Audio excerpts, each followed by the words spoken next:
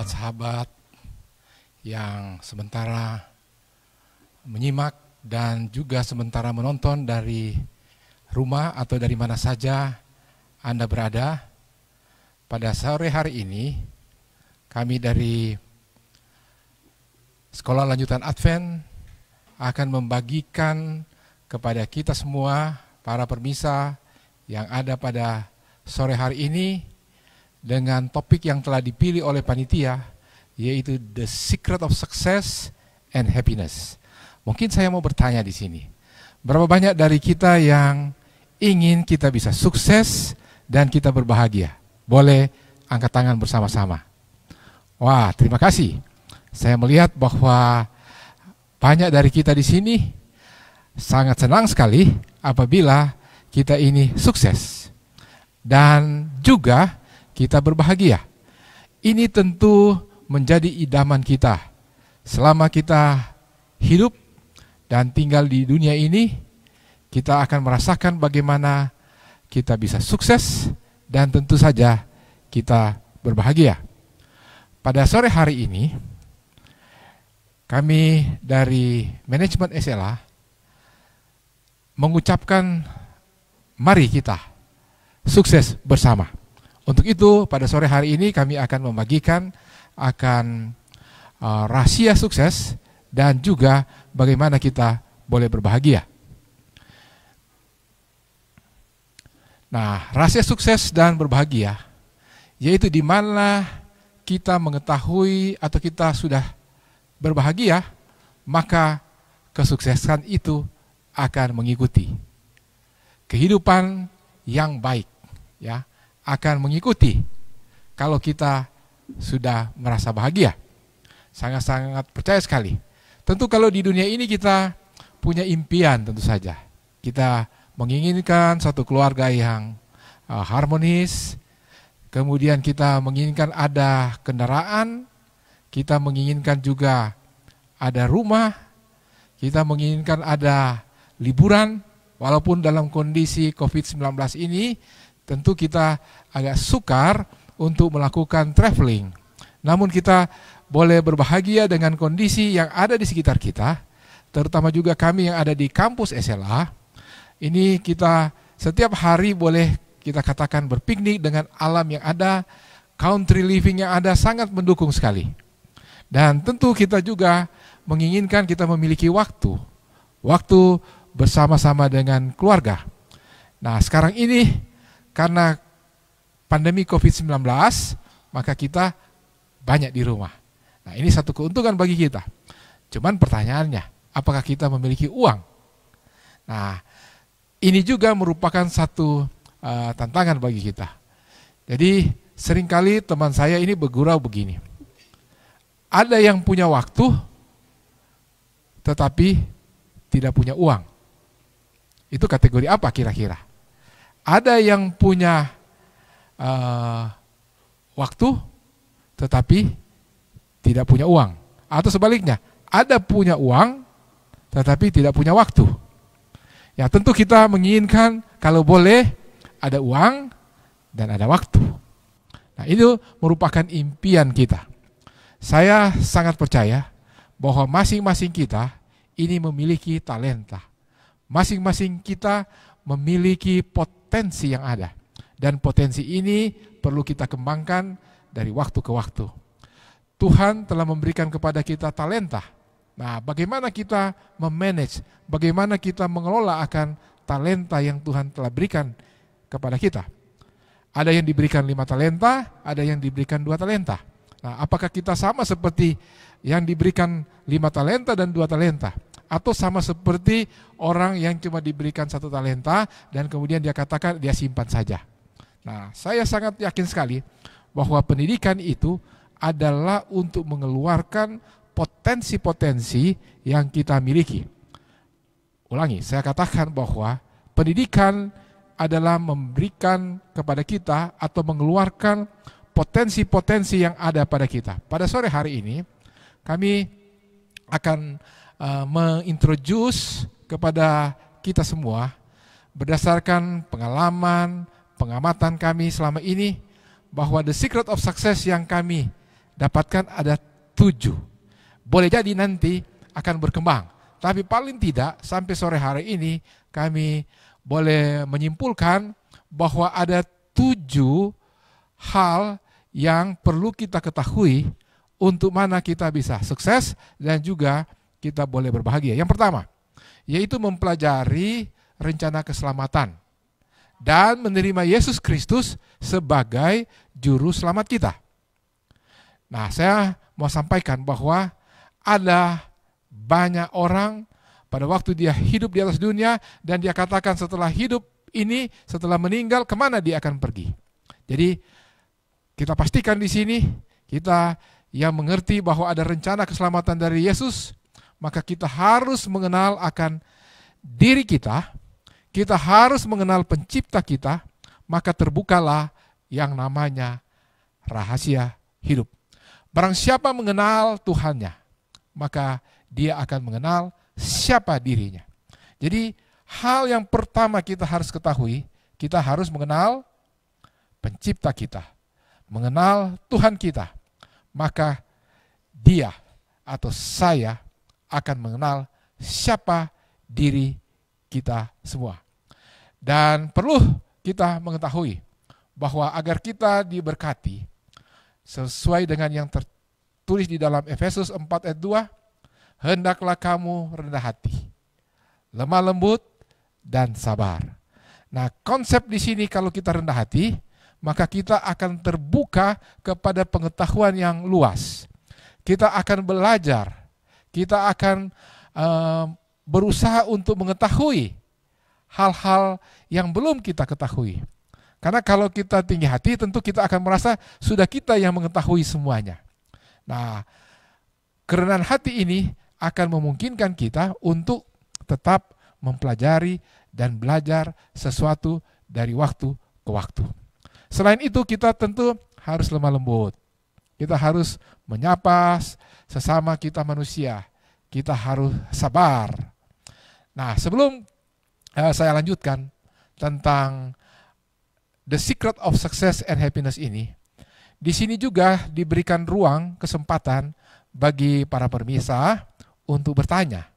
Jadi sebentar ada sesi-sesi bertanya, di mana nantinya kita akan dipandu, atau Anda boleh mengirimkan inbox, Anda boleh mengirimkan informasi ataupun pertanyaan melalui komen yang ada, dan sesudah itu kami akan berusaha untuk menjawabnya.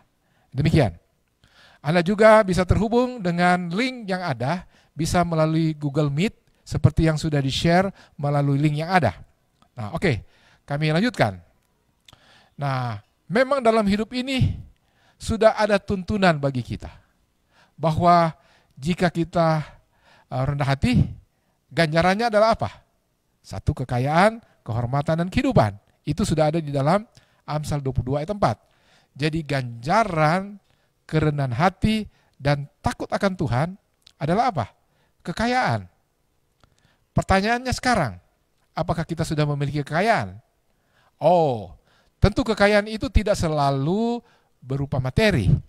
Kekayaan itu bisa juga kekayaan yang kita miliki, yaitu kita memiliki tubuh yang sehat. Itu merupakan kekayaan yang sangat-sangat berharga. Kemudian, kekayaan terhadap banyaknya teman kita. Kita memiliki jaringan, itu juga merupakan kekayaan yang Tuhan berikan kepada kita. Kemudian, apabila kita sudah mengikuti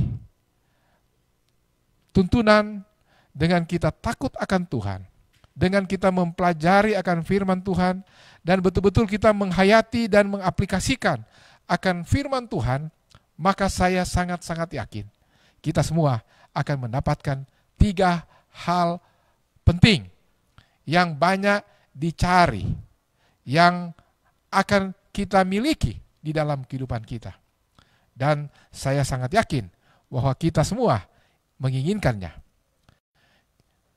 Pada sore hari ini, selain tentu kita melihat bahwa dengan kita rendah hati, dengan kita takut akan Tuhan, tentu kita akan mendapatkan seperti yang ada di dalam Amsal 22 ayat 4, yaitu kekayaan, kehormatan, dan kehidupan.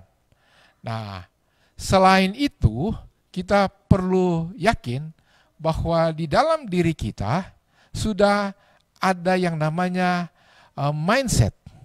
Mindset itu adalah cara kita berpikir tentang kehidupan kita.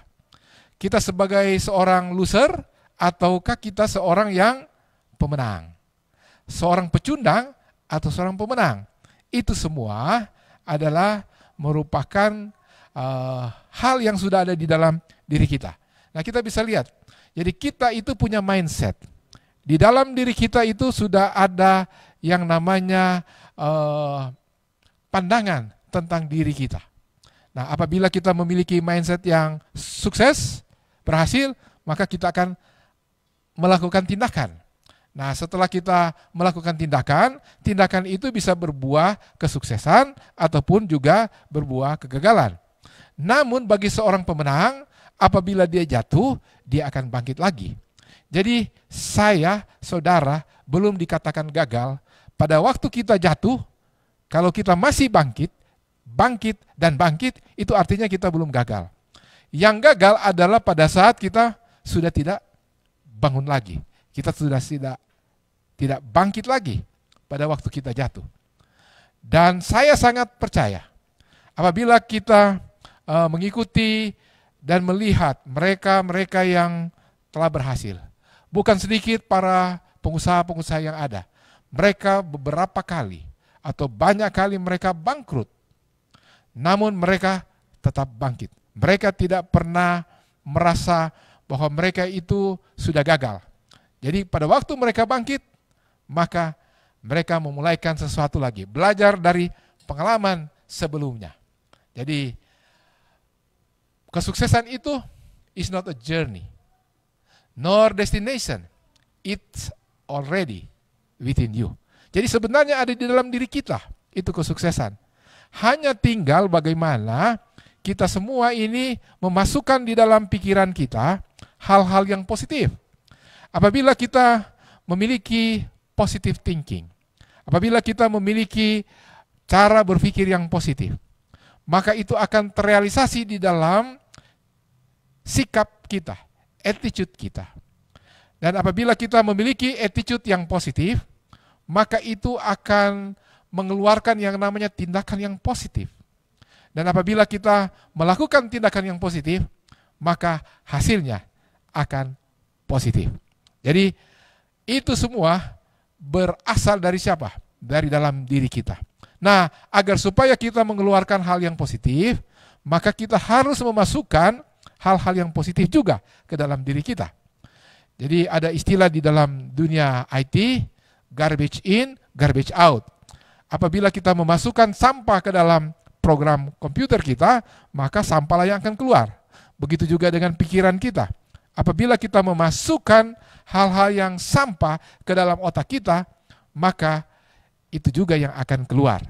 Itulah sebabnya, marilah kita bicarakan hal-hal yang positif tentang orang lain, membicarakan hal yang positif tentang situasi dan keadaan yang ada. Walaupun misalnya itu memburuk. Contoh yang saya boleh sharing di sini.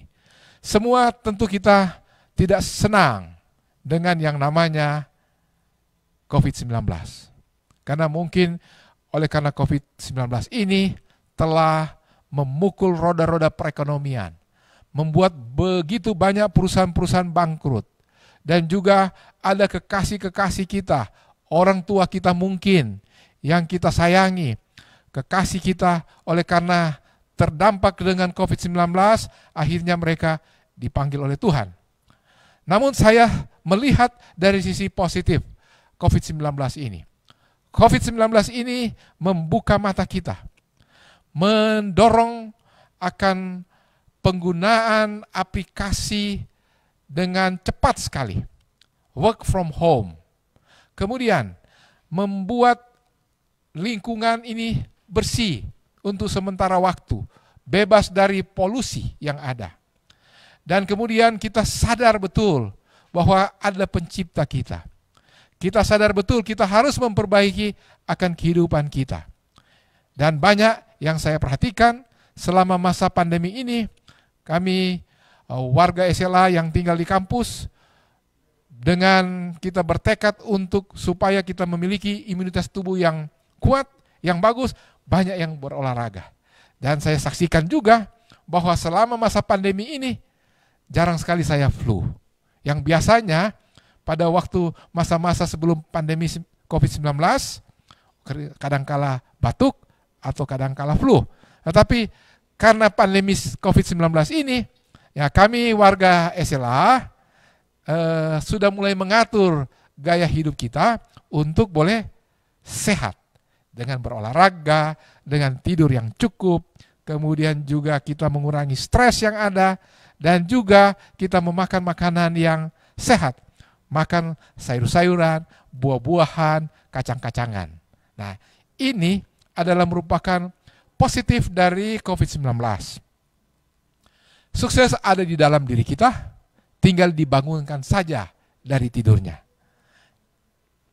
Nah, kemudian yang kedua, sore hari ini saya akan coba secara ringkas bagaimana kita mendapatkan sahabat dan mempengaruhi dan juga membangun jaringan.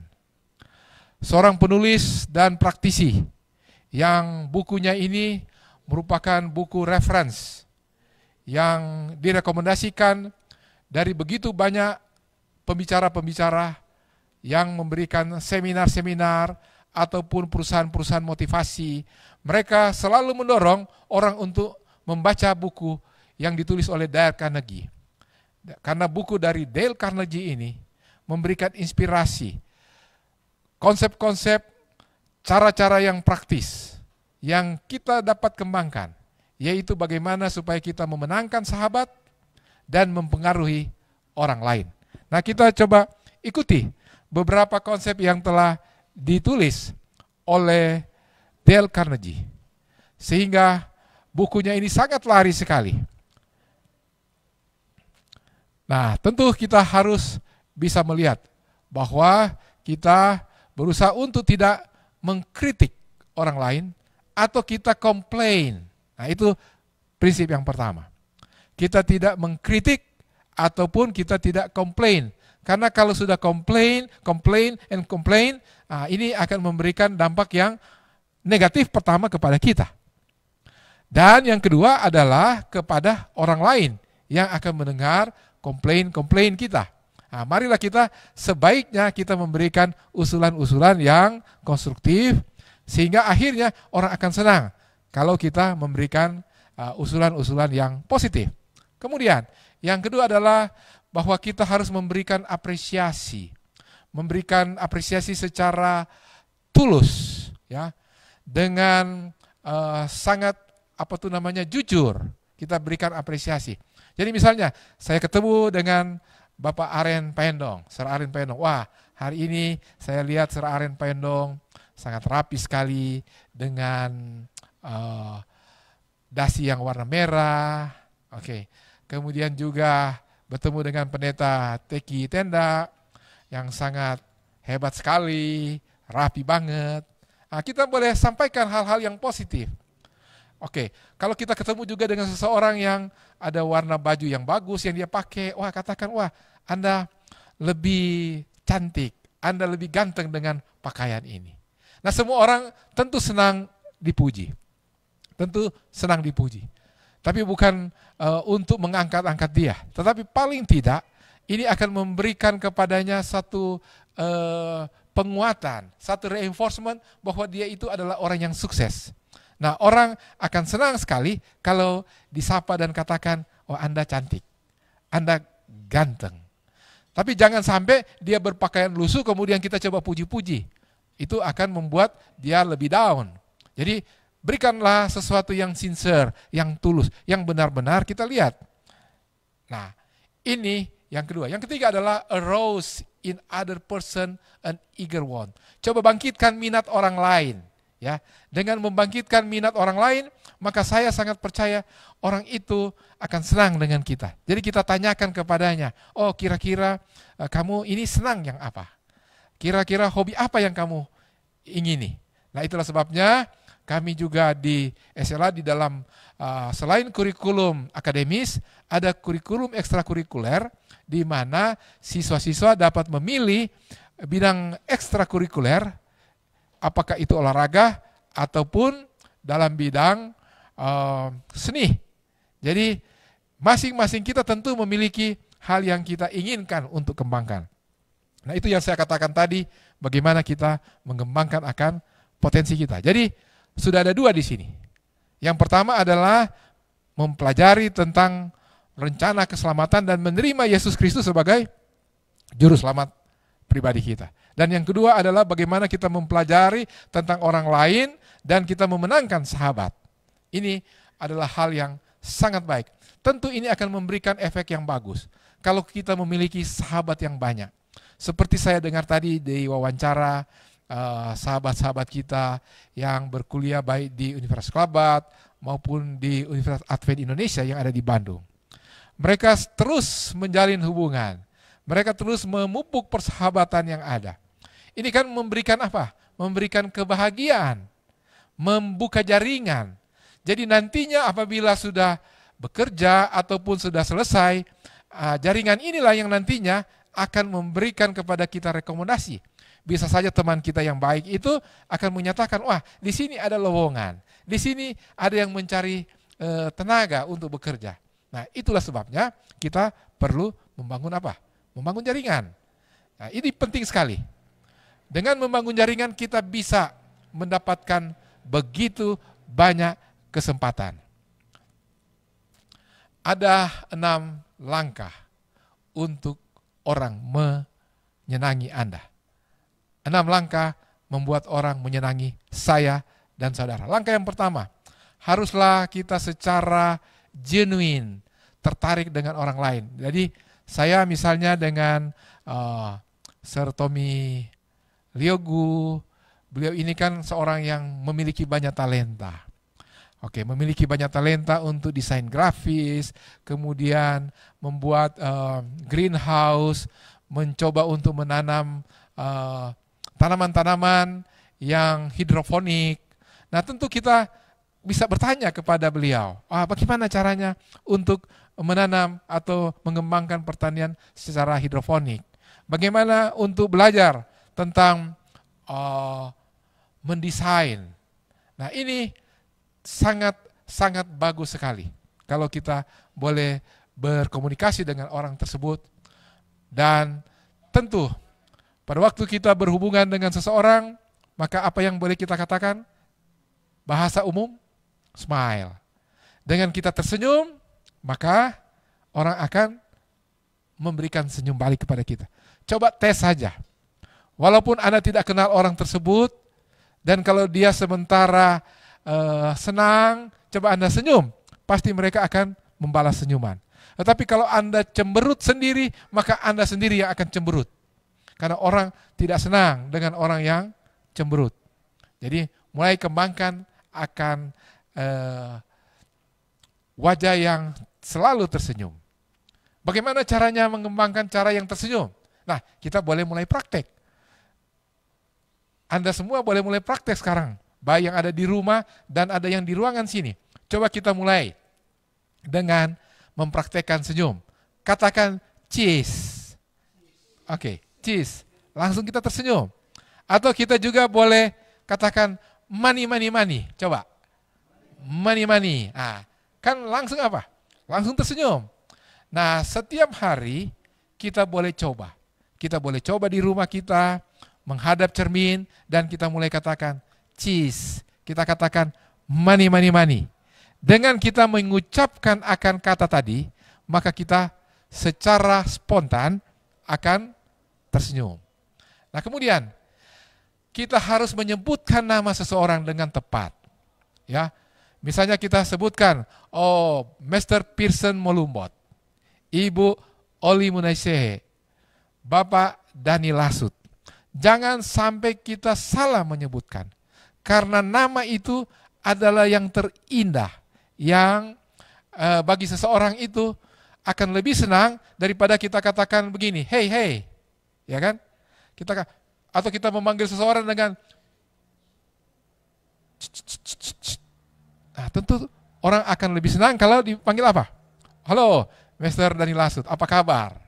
Nah, tentu akan lebih senang kalau disapa dengan nama tersebut. Dan orang akan merasa bahwa mereka ini sangat dihargai. Kemudian, kita harus menjadi pendengar yang baik. Kalau seorang sahabat kita berbicara, maka jadilah seorang pendengar yang baik. Doronglah orang tersebut untuk berbicara tentang dirinya. Nah, caranya bagaimana? Biasanya ini pengalaman kami pada waktu kami menjadi tim marketing dari sebuah perusahaan real estate.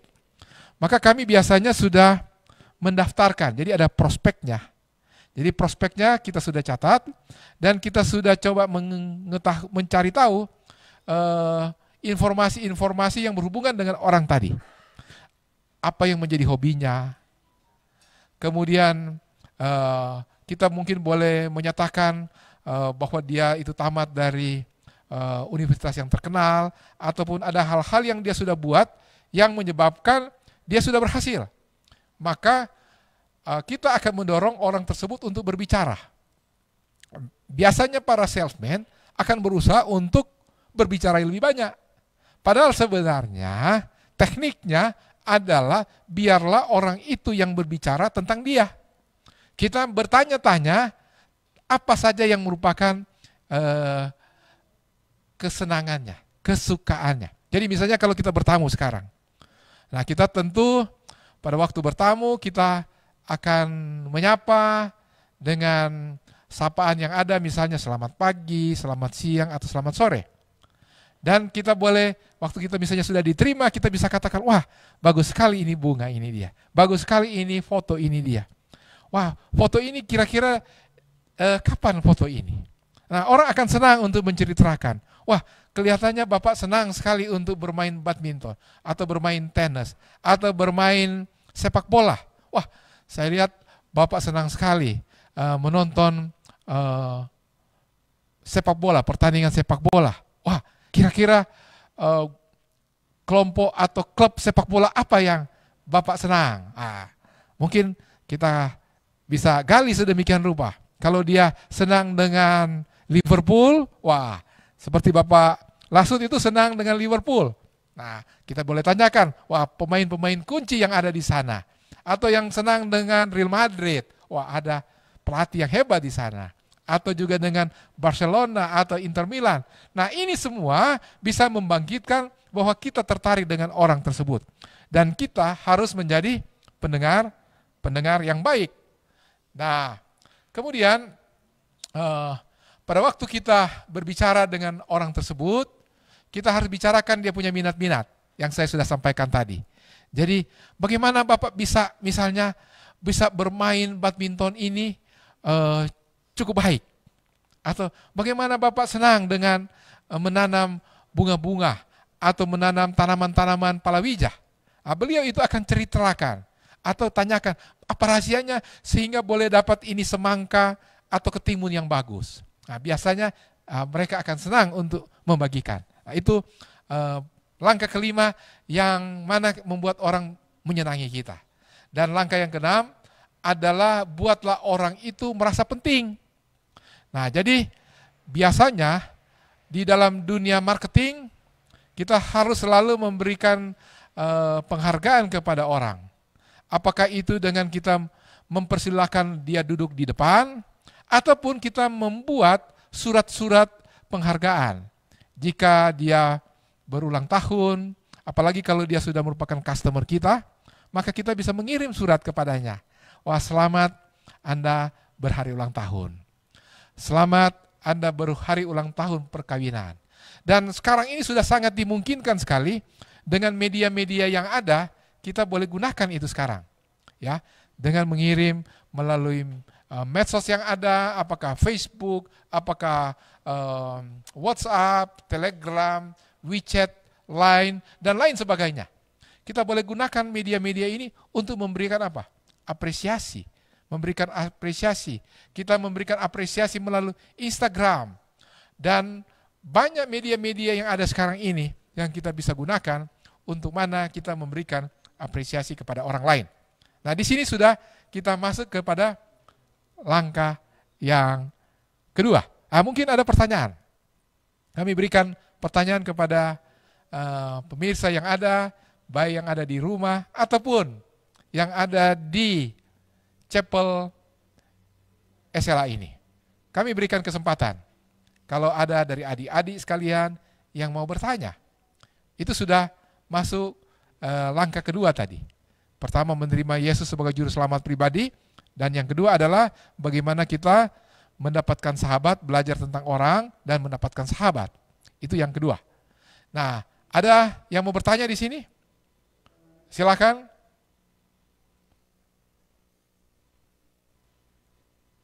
Bapak Aren, saya lihat sudah senyum-senyum, sudah angkat tangan. Mungkin silakan, Bapak Aren.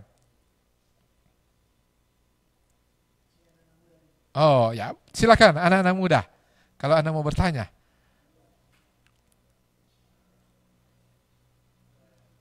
Ya, silakan berdiri, tanyakan. Dan mungkin ada mic yang boleh diberikan kepada mereka agar supaya mereka boleh bertanya. Silakan, apa saja yang Anda pikir untuk ditanyakan sehubungan dengan topik kita pada sore hari ini, yaitu the secret of success and happiness. Nah, sambil Anda merancang akan pertanyaannya, kita akan maju ke depan. Atau sudah siap dengan pertanyaannya? Oh, silakan. Ya. Oh, dari ekonomi boleh. Ya, silakan.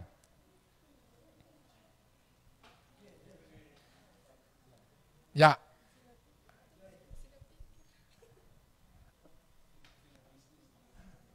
Sambil pertanyaannya di dibuat, maka saya akan masuk ke bagian yang ketiga, yaitu belajar untuk mempraktekkan ilmu kesehatan. Nah, tentu kesehatan ini kita sangat percaya adalah merupakan harta yang terbesar yang kita miliki. Karena kalaupun Anda memiliki uang yang banyak, tetapi Anda tidak sehat, maka saya boleh sampaikan, ini tidak akan berarti. Tetapi kalau kita memiliki kesehatan yang prima, maka ini akan sangat berarti. Nah, jadi salah satu caranya adalah kita berolahraga. Dengan berolahraga, ini akan membuat kita sehat. Apalagi kita berolahraga di udara yang segar, di bawah matahari, ini akan membuat kita lebih sehat dan akan membuat fungsi-fungsi tubuh itu lebih berjalan dengan baik. Dan sinar matahari ini juga akan memberikan kepada kita kekuatan. Nah, jadi dengan kita mempelajari akan ilmu kesehatan, paling tidak ilmu kesehatan yang praktis yang kita harus pelajari. Di sana ada tulisan New Start. New Start itu kependekan dari nutrisi, nutrition, E, exercise, W itu water, kemudian S itu adalah sunshine, T, temperance, A, air, udara, R, itu rest, dan yang T terakhir itu adalah trust in God. Nah, tentu kita sudah banyak kali mendengar ini dia. Sudah banyak kali kita mendengar, cuman pertanyaannya, apakah kita sudah mempraktekkan? Ilmu boleh tinggi, banyak pengetahuan yang kita miliki, tetapi apakah kita sudah mempraktekkan itu di dalam kehidupan kita? Gizi yang seimbang, tentu kita anak-anak muda mungkin kadangkala terpengaruh dengan makanan yang enak-enak. Tetapi apakah itu menunjang kesehatan kita? Dengan kita memakan buah, sayur, kacang-kacangan, dan kalau mereka yang masih belum vegan, mungkin mereka memakan akan ikan, karena ikan juga merupakan sumber alfa ataupun omega 3 plus, ya, yang memberikan kekuatan bagi tubuh kita, ataupun membuat otak kita ini lebih mampu untuk menyerap. Nah, kemudian kita, apakah kita sudah exercise? Tadi sudah saya sampaikan tadi, melakukan olahraga. Saya sangat tertarik sekali dan mendalami bagaimana Yesus telah meninggalkan contoh bagi kita. Selama Yesus ada di atas dunia, saya hanya sekali mendapati catatan bahwa Yesus atau Tuhan Yesus naik keledai. Selama pelayanan Tuhan Yesus di atas dunia, dia menunjukkan contoh dengan apa? Berjalan.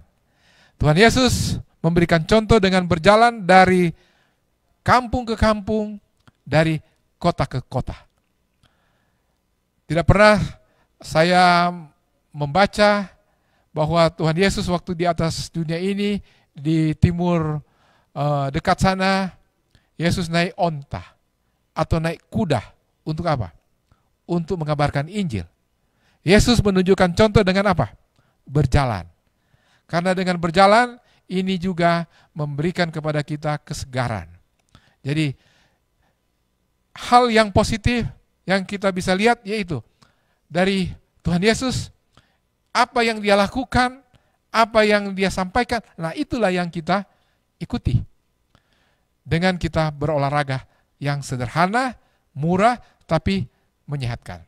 Kemudian tentu air, kita semua tahu, kita harus meminum air yang murni, air yang bersih, akan membuat tubuh kita ini sehat.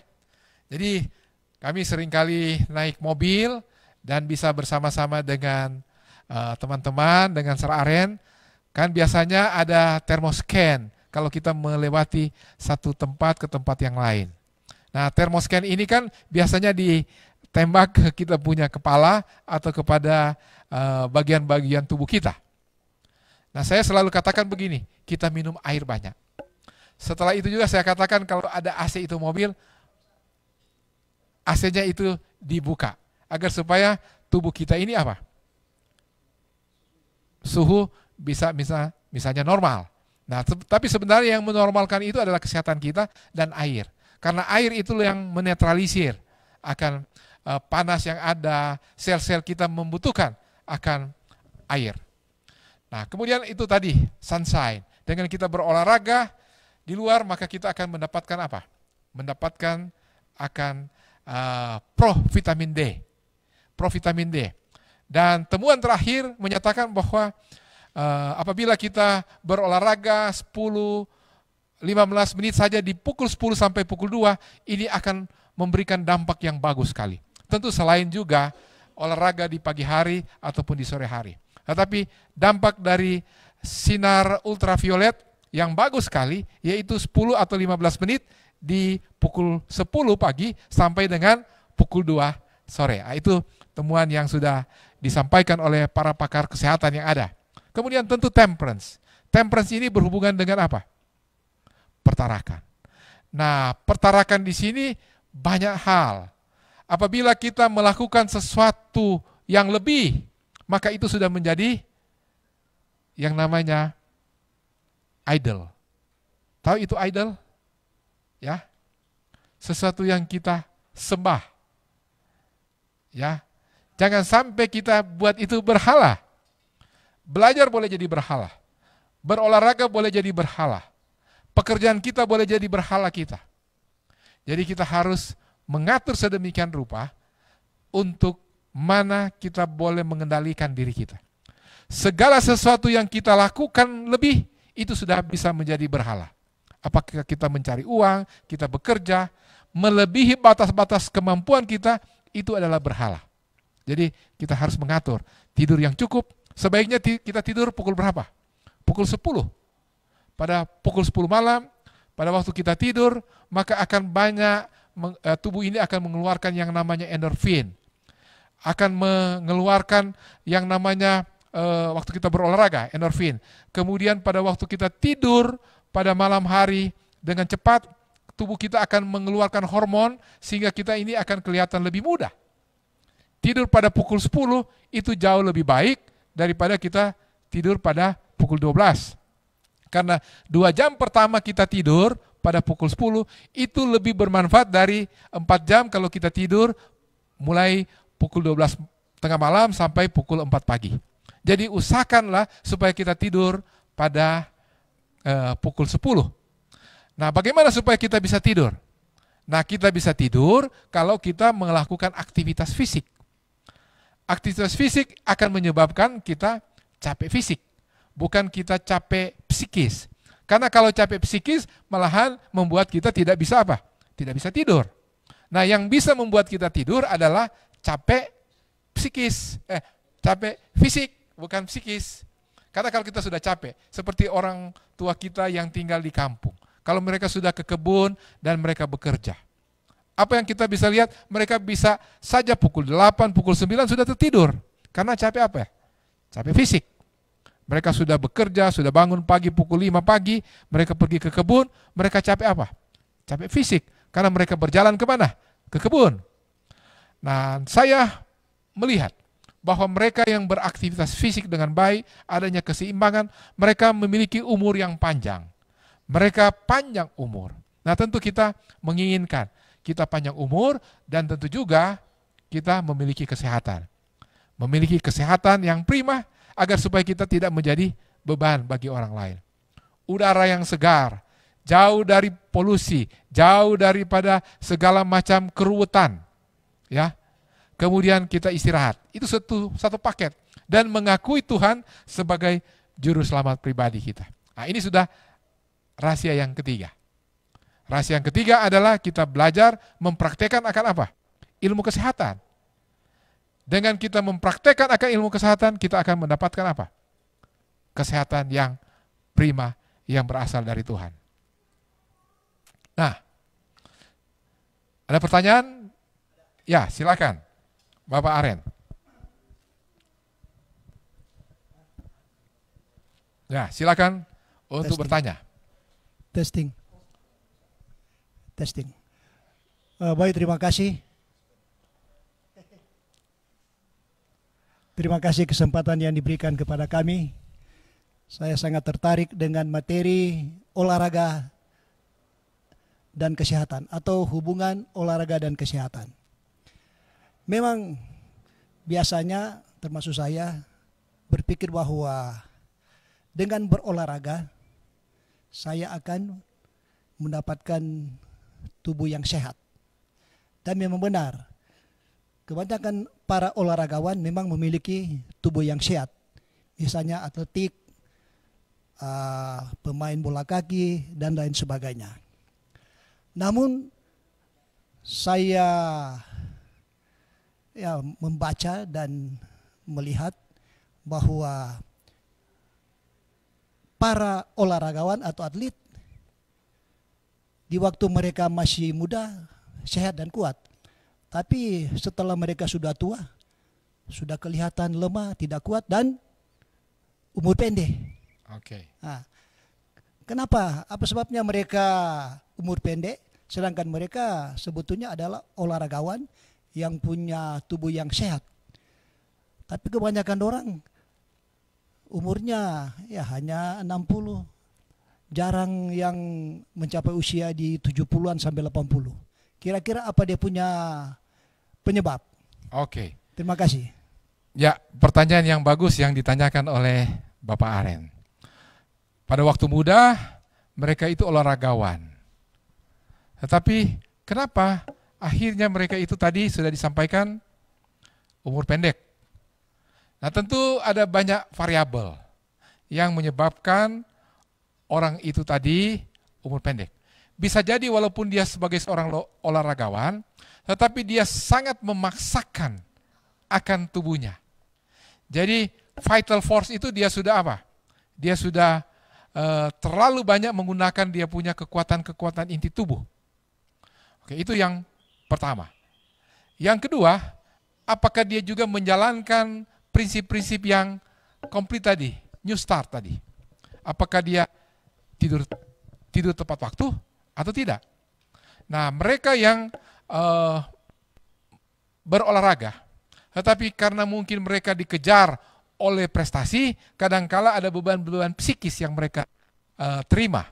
Mereka under pressure karena ingin mencapai peringkat ataupun menjadi juara.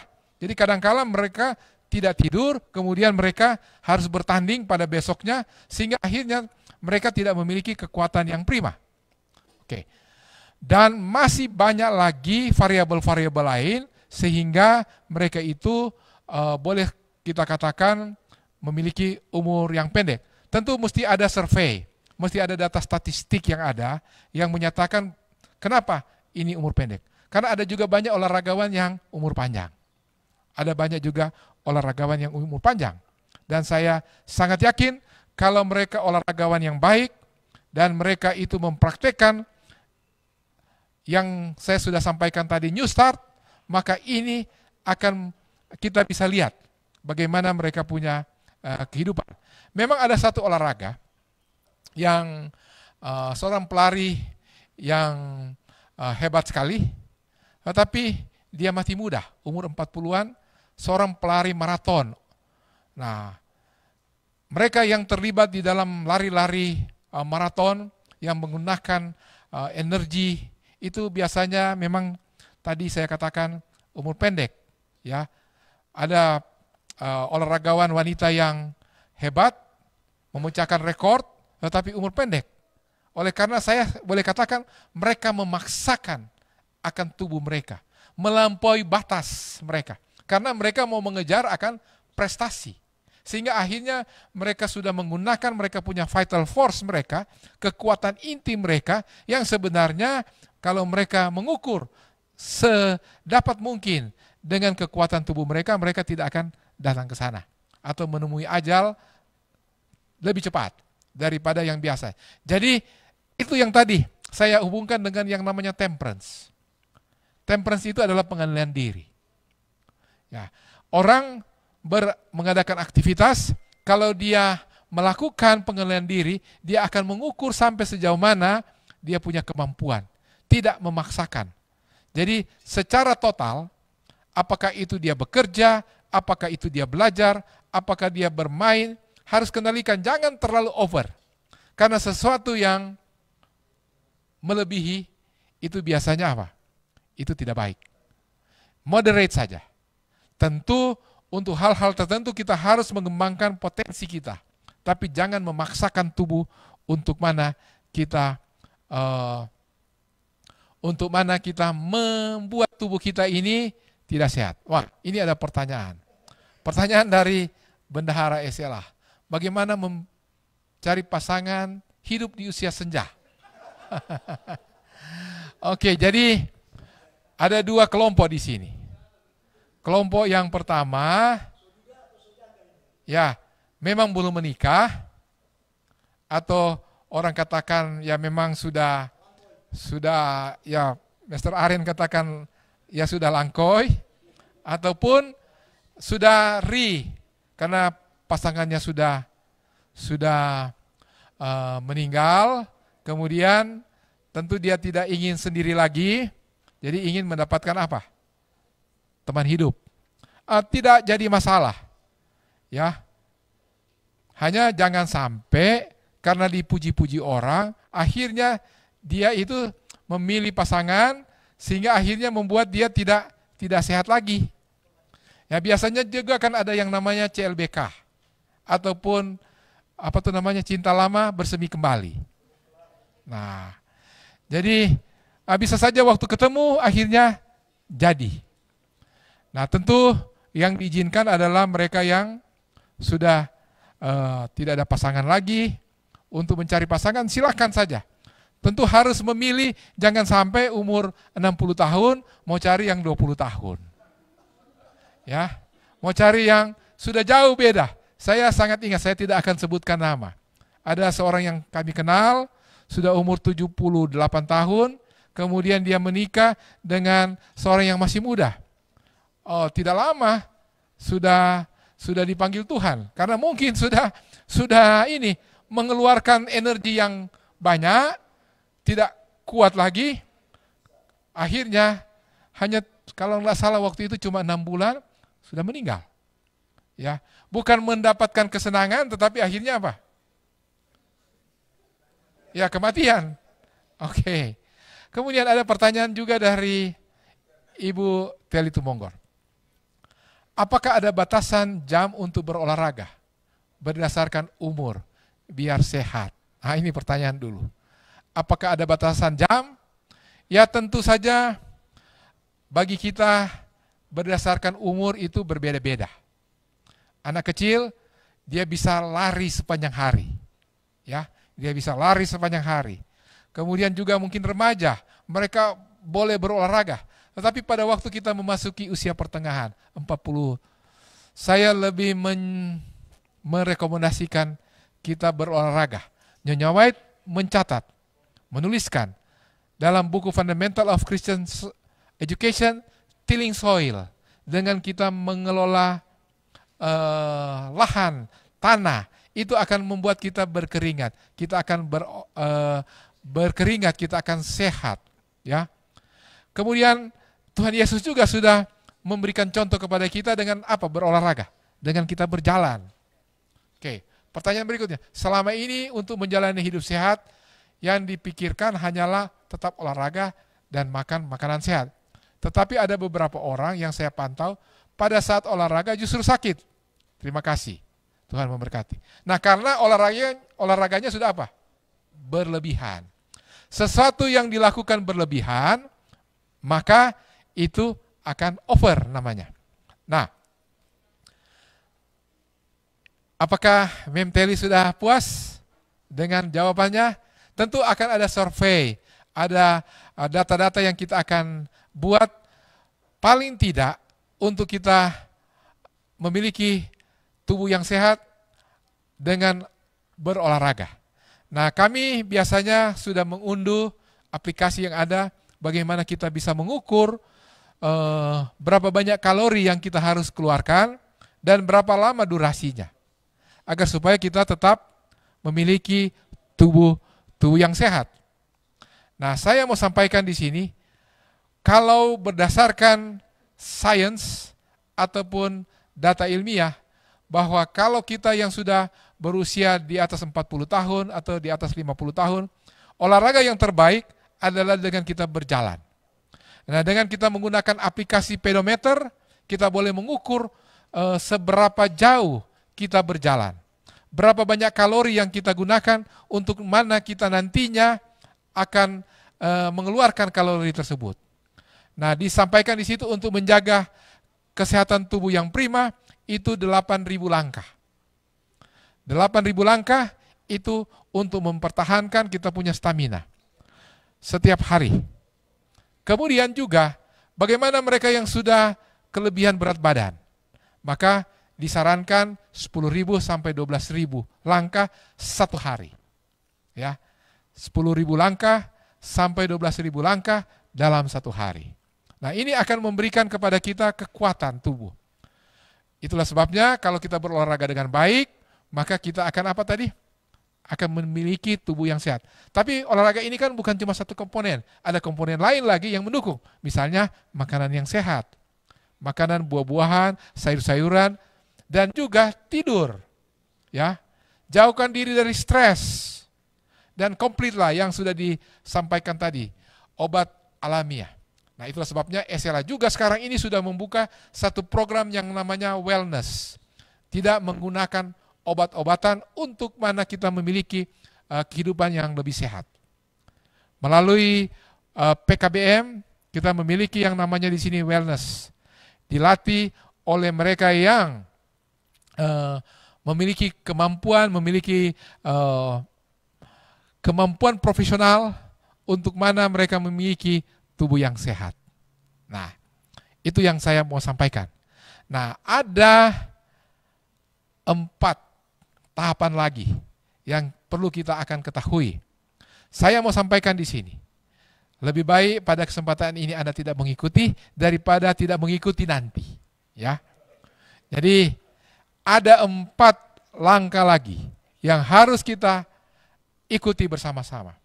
Saya boleh sampaikan 3 hal sudah kita bahas bersama.